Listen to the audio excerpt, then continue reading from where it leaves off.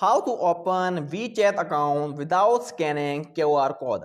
In this video, I will show you how you can open your WeChat account without scanning any QR code. For that, just open your WeChat app on your mobile phone. When you open this, there are two options, login and sign up. Simply click on login option.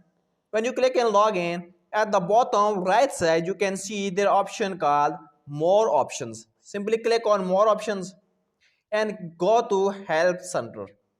So just click on this send feedback option. Now there is a form in front of you. So just click on platform and select your Android or your iPhone, which are you using. Simple click on region and select any region. Let's suppose I will select Algeria. Let's suppose. Similarly, select categories. Click on this and select account registration. Similarly, in description,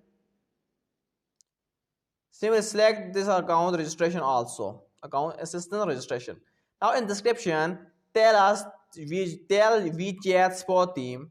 So just write your description and simply here click your mobile number and email address. Simply click on email and click this checking and simply click on submit.